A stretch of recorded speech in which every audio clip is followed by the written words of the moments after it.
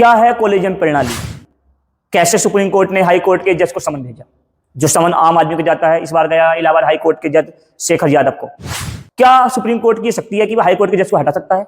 क्या है high court के जज को हटाने की प्रक्रिया? सुप्रीम कोर्ट ने जो समन भेजा है शेखर यादव के सामने पेश हुए हैं, क्या शेखर यादव सुप्रीम कोर्ट के हटाने या कुछ ऐसा आदेश देता है उसे मानने के लिए बाध्य हैं या नहीं है? जानने के लिए आपको बात करते हैं हम शेखर यादव, जिन्होंने विश्व हिंदू परिषद की बैठक में ये बयान दिया, जिसके लिए सुप्रीम कोर्ट ने उनके खिलाफ एक समन जारी किया गया तथा राज्यसभा में कपिल सिब्बल द्वारा उनके खिलाफ महाभियोग लाया गया। आपने बहुत बार सुना होगा कि कोर्ट से आम आदमी को समन आया है, पर क्या आपने सुना है कि पहली बार हाई कोर्ट के जज को सुप्रीम कोर्ट के कॉलेजियम सिस्टम ने या कॉलेजियम ने समन भेजा है? जी, हम बात कर रहे हैं इलाहाबाद हाई कोर्ट के जज शेखर यादव की, जिन्होंने विश्व हिंदू परिषद में बयान दिया था अल्पसंख्यक के लिए, जिसके लिए इनके खिलाफ राज्यसभा में कपिल सिब्बल ने महाभियोग की प्रक्रिया शुरू की है। हम बात करें कपिल सिब्बल की, ये महाभियोग की प्रक्रिया इनके खिलाफ लेके आए थे और पहली बार देश में ऐसा हुआ है कि सुप्रीम कोर्ट के कॉलेजियम ने इलाहाबाद हाई कोर्ट के जज शेखर यादव को समन भेजा। शेखर यादव इनके सामने पेश हुए तथा अपनी बात रखी। क्योंकि ये बातें बंद कमरे में हुई थी तो सबको पता भी नहीं है, सिर्फ मीडिया के माध्यम से पता चला है कि शेखर यादव ने बोला है कि उनके बयान को मीडिया ने तोड़ मरोड़ के पेश किया है। परंतु न्यायपालिका ने कहा है कि आप अपनी गरिमा को बनाए रखिए, आप जो भी भाषण बोलते हैं या देते हैं कहीं भी कुछ सार्वजनिक स्थान पे, तो उससे आपकी एक मर्यादा भंग होती है। तो न्यायपालिका की गरिमा को बनाए रखिए तथा उन्हें समन में द्वारा ही बुलाया जा सकता है। मुख्य बात यह है, जो सबसे मेन चीज है, कि क्या कोलिजन सिस्टम को यह शक्ति है कि वो इलाहाबाद हाई कोर्ट की जज को हटाने का आदेश दे सकता है? अगर वो आदेश देता है तो क्या वो उसे मानने के लिए बाध्य है? क्या है कोलिजन सिस्टम? हाई कोर्ट के जज की नियुक्ति कैसे होती है? कैसे उन्हें हटाया जाता है? क्या है महाभियोग प्रक्रिया? सबको आइए जानते हैं। हम शुरू करते हैं शेखर यादव से, जो इलाहाबाद हाई कोर्ट के जज हैं, जिन्हें सुप्रीम कोर्ट ने समन भेजा कि आप आइए हमारे सामने पेश होइए तथा अपनी सफाई रखिए। बंद कमरे में कार्रवाई हुई, ये कोई न्यायिक प्रक्रिया नहीं थी, तो ये इस प्रक्रिया के तहत इन्होंने अपना जवाब दे दिया है। अब आपको बताते हैं कि क्या है महाभियोग प्रक्रिया। आपको बता दें कि ये कोलिजन जो प्रणाली है ये 1993 में शुरू हुई थी और ये 1998 में निश्चित हो गया कि 5 जजों की प्रणाली रहेगी। कितने लोग की रहेगी? 5 जजों की प्रणाली रहेगी, ये निश्चित हो गया है। बेटा 5 जज का मतलब ये साफ साफ है कि 5 लोग इसमें बैठेंगे। एक मुख्य न्यायाधीश होते हैं, 4 अन्य वरिष्ठ न्यायाधीश होते हैं। इनका कार्य है हाई कोर्ट सुप्रीम कोर्ट के जजों की नियुक्ति करना। वैसे नियुक्ति करने का अधिकार राष्ट्रपति के पास है, ये अपनी संस्तुति राष्ट्रपति को देते हैं। राष्ट्रपति इसके बाद नियुक्ति करता है। एक बार यदि राष्ट्रपति इनको मानने से मना कर देता है या वापसी भेज देता है तो दोबारा सेम नाम भेजने पर राष्ट्रपति इनकी बात को मानने के लिए बाध्य है।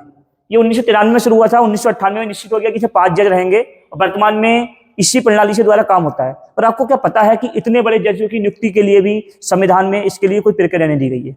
यह प्रक्रिया सुप्रीम कोर्ट के निर्णय विधि द्वारा लागू हुई है। तो सुप्रीम कोर्ट ने निर्णय देके इस प्रक्रिया को लागू कराया है। वर्तमान में यह प्रक्रिया ही चलन में है। मोदी सरकार ने 2014 में एनजेएसी लाए थे, जिससे प्रक्रिया को खत्म करने की कोशिश की गई थी, परंतु न्यायपालिका ने इसे अवैध घोषित कर दिया और अभी भी हमारे देश में कोलिजन प्रणाली लागू है। क्या होती है कोलिजन प्रणाली?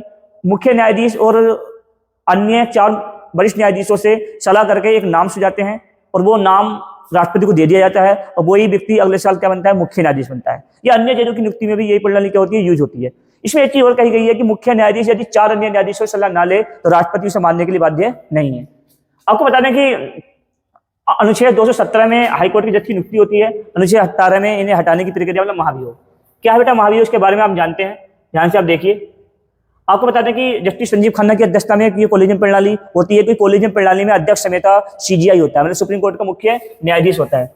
आपको बता दें कि महाभियोग ऐसी प्रक्रिया है जिसके द्वारा हाई कोर्ट और सुप्रीम कोर्ट के जज को हटाया जाता है। इसके लिए लोकसभा या राज्यसभा में कहीं प्रस्ताव लाया जा सकता है, मगर आपको बता दूं कि लोकसभा में प्रस्ताव लाने के लिए 100 सांसदों के साइन होने अनिवार्य हैं और तथा राज्यसभा में प्रस्ताव लाने के लिए 50 के साइन होने अनिवार्य हैं। आपको बता दूं कि शेखर के खिलाफ, जो शेखर यादव के खिलाफ जो प्रस्ताव आया है वो राज्यसभा में लाया गया है, मतलब कि इसको जब ये प्रस्ताव मान लिया जाएगा तो इसके बाद न्यायपालिका के अंदर न्यायाधीश जांच अधिनियम 1968 है, जिसमें जांच की जाती है, जिसमें 3 लोग होते हैं। एक सुप्रीम कोर्ट के मुख्य न्यायाधीश होते हैं, एक हाई कोर्ट के जज होते हैं और एक ऐसा व्यक्ति जो न्याय का जानकार हो, उसको क्या करता है? इसमें शामिल किया जाता है। इस जांच के बाद जब ये पाया जाता है कि व्यक्ति दोषी है तो लोकसभा और राज्यसभा दोनों में इसे 2/3 से पास किया जाता है। किससे पास किया जाता है बच्चों? 2/3 से। 2/3 से पास हो जाने के बाद फिर राष्ट्रपति के पास भेज दिया जाता है और राष्ट्रपति उन न्यायाधीश को हटा सकते हैं। आज तक हमारे देश में इस प्रक्रिया द्वारा एक भी न्यायाधीश को नहीं हटाया गया है। यह प्रक्रिया काफी लोगों के खिलाफ आई है। मैं आपको बता दूं कि इस प्रक्रिया को सबसे पहले आपके वी रामास्वामी के खिलाफ 1993 में आई थी, जिसे लोकसभा में लाया गया था। कहां लाया गया था? लोकसभा में लाया गया था। इसके बाद ये पास नहीं हो पाई थी, तो ये प्रक्रिया यहीं पर खत्म हो गई, क्योंकि लोकसभा में विपक्ष के बाद बहुमत नहीं था। इसके बाद हाई कोर्ट के जो पहले जज हैं वो सुमित सेन है, जो इलाहाबाद जो कोलकाता हाई कोर्ट के जज थे, जिनके खिलाफ महाभियोग की प्रक्रिया लाई गई, परंतु ये राज्यसभा में लाई गई थी और ये भी पास नहीं हो पाई, परंतु इन्होंने अपने पद से इस्तीफा दे दिया था। तो आपको बता दूं कि इतनी बड़ी न्यायपालिका में आप देखिए कि कॉलेजियम सिस्टम द्वारा आज भी न्यायाधीशों की नियुक्ति की जाती है। जो प्रणाली संविधान में इसका कोई जिक्र नहीं है, ये न्यायपालिका के आदेश के द्वारा है। अभी ये देखना दिलचस्प होगा कि आगे शेखर यादव के मामले में क्या होता है, सुप्रीम कोर्ट क्या निर्णय लेता है, क्योंकि सुप्रीम कोर्ट को ये पावर है कि वो संविधान की व्याख्या करता है। तो आगे जो भी चीजें होंगी सुप्रीम कोर्ट उनकी व्याख्या कर सकता है, परंतु वर्तमान में कपिल सिब्बल द्वारा शेखर यादव पर महाभियोग की प्रक्रिया को शुरू करने के लिए आवेदन दे दिया गया है। इन्होंने राज्यसभा के 65 सांसदों के साथ लगभग ये काम किया है। आपको बता दूं शेखर यादव ने विश्व हिंदू परिषद के बैठक में ये बयान दिया था कुछ अल्पसंख्यक के खिलाफ। ये बयान ऐसे वीडियो में साथ नहीं बोलना अच्छा नहीं है, यूट्यूब पर वगैरह पे या फिर गूगल पे पड़ा हुआ है, वहां से देख सकते हैं। तो उसी बयान के ऊपर इनके खिलाफ प्रस्ताव लाया गया था। तो अब आगे हमारे साथ बने रहिए और ये जानिए कि न्यायपालिका में आगे क्या होने वाला है। धन्यवाद।